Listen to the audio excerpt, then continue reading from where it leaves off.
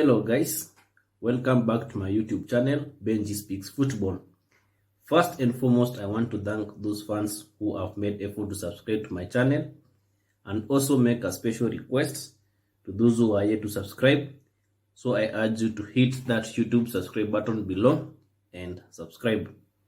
So without much ado, let's get down to today's match, an FA Cup between Manchester City and Chelsea FC, an away match at the Etihad Stadium. So in this video, I'll be doing a post-match analysis between the two sides, and I'll be starting with the lineups. For the home team, that is Manchester City, we had Stefan Ortega in goal. At right back, we had Kyle Walker. At right centre back, we had Manuel Akanji. At left centre back, we had Aymeric Laporte. And at left back, we had Sergio Gomez. In midfield, we had Rodri sitting at the base.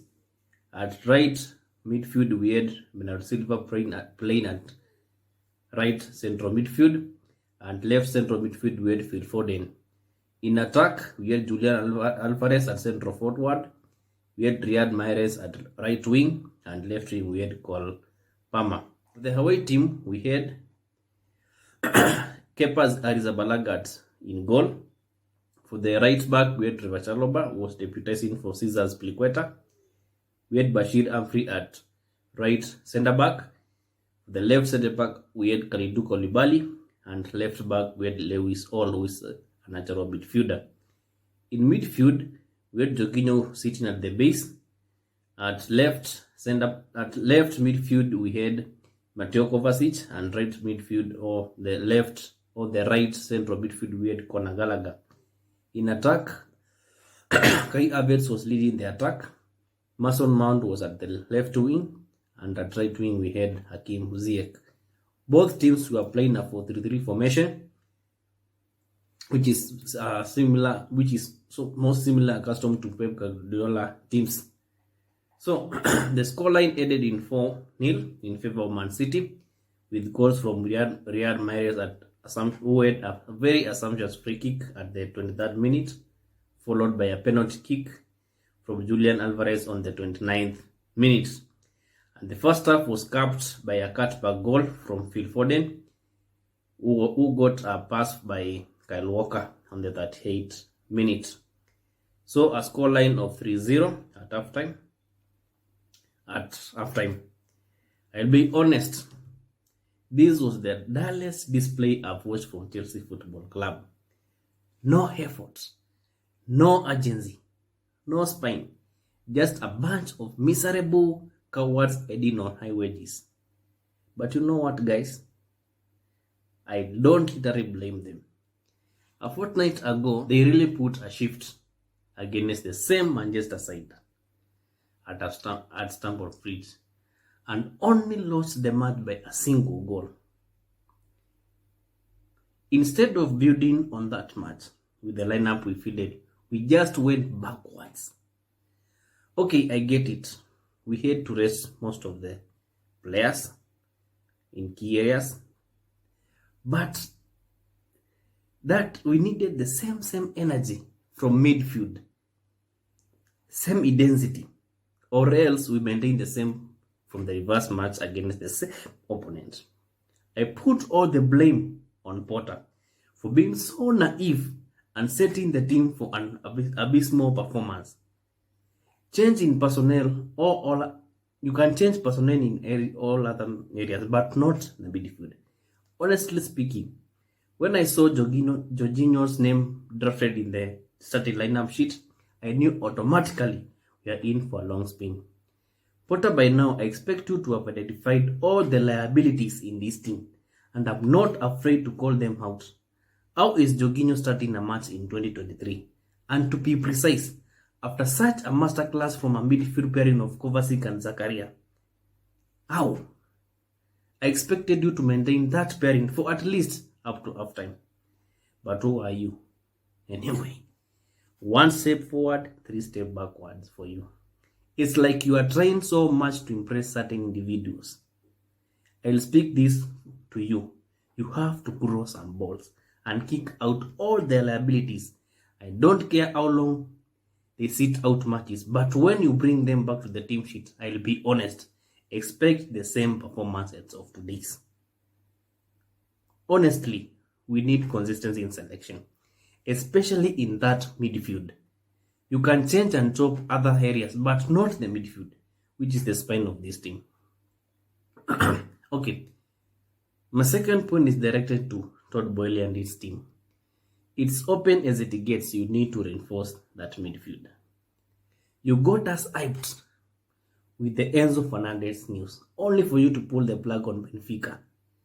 We need an Enzo type midfielder, a guy who can pull a pass, a defense splitting pass to be precise, for the forwards to work on it. We have the poorest chance creation for the top 6 teams, and no wonder our top scorer is sitting on 4 league games. Boehly, we need a creative midfielder to unlock the true potential of our forwards. Failure to add as many strikers as you wish, but you will continue having the same results as for the last 3 seasons. Total flops, to be precise. I thought the priority was to get a midfielder, but what I see, the priorities have changed. You have chasing a winger and another striker.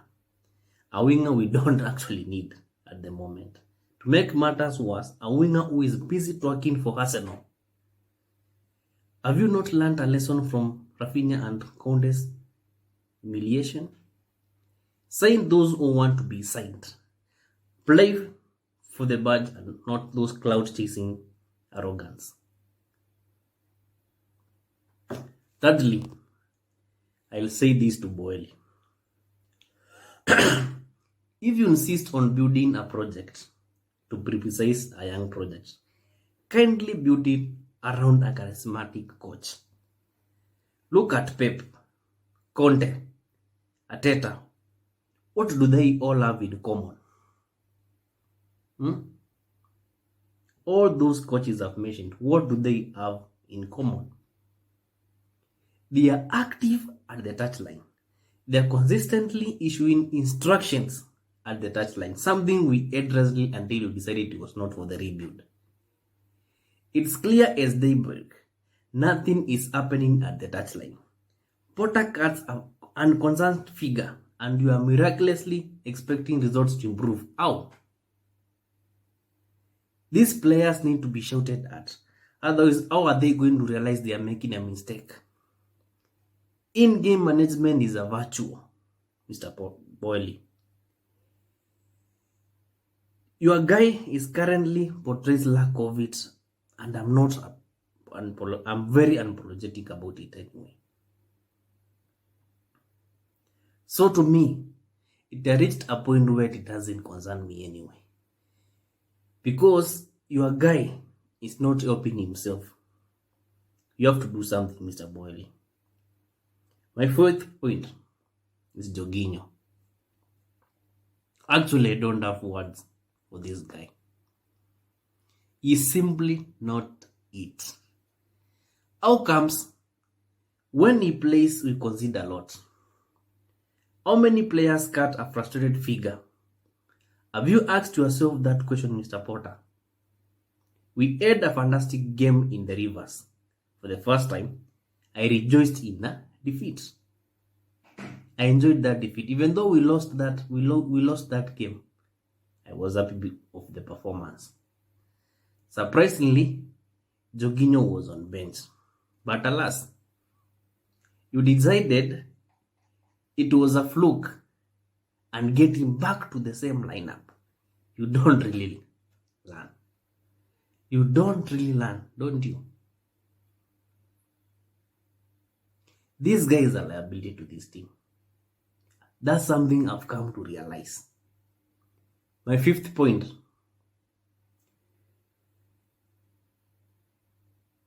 Start players in their actual positions. If you do insist on the rebuild of a project, or else if you insist on building a project, at least you need to do it with players playing on their actual positions. After all, we are not winning. As for peppering cracks with players playing in not their actual positions, is for us to get results, something which you are not doing currently. At least, if you are going to lose, let it happen when every player is playing at his favorable position.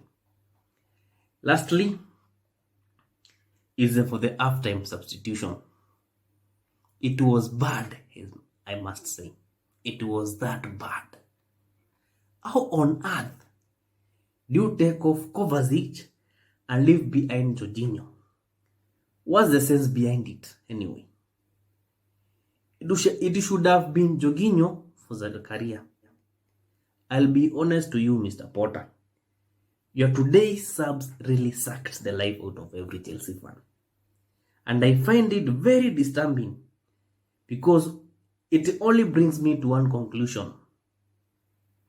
You are tactically inept. You should have learned we needed strength and intensity in midfield. Anyways, the only sensible explanation to that sub is maybe Kovacic got injured. Anyway, any other is just mere excuses. Finally, I'll cap this video with player ratings, and I must say it's below average for most of the players. So, in goal we had Kepa, who somehow had a fair game. I'll give him a 5.8 rating. At right back, we had Trevor Chalobah. He somehow had a decent game. So for him, I award a 6.3 rating. At right center back, we had the youngster Bashir Humphreys. Somehow he had a decent game. I'll award him a 6.2 rating. At left center back, we had Koulibaly. And from someone of his caliber, I expected much of leadership and performance, but his performance was not appealing. So for him, I'll award a 5.9 rating. At left back, we had Lewis Hall. Somehow he has played at that position. He fared well, as for me, and I'll award him a 6.0 rating. In midfield is where it gets chaotic. At the base of the midfield, we had Jorginho, and surprisingly, I award him 5.0. He had the most pathetic performance in that game. At left central midfield, when Kovacic, he somehow had a decent game, but it's explainable when you pay him with Jorginho. What else do you expect anyway? So with Kovacic, I'll award him a 6.4 rating. Right central midfield, we had Conor Gallagher. I'll award him a 5.2 rating. He had a very poor performance with Jorginho. So both they had a terrible game.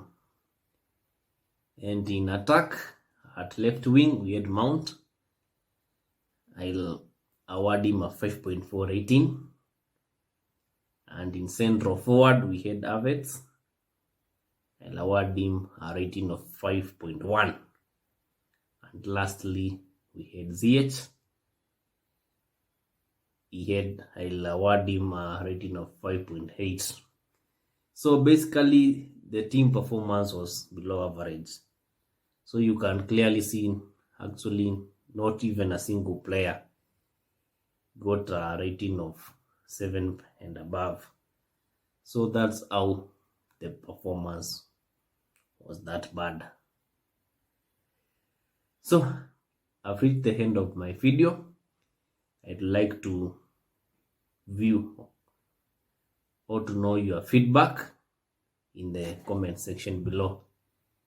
So that's all for today, and I hope to be releasing these videos in a consistent way, and help me and support my work by subscribing to my channel and commenting so that I may know have fared.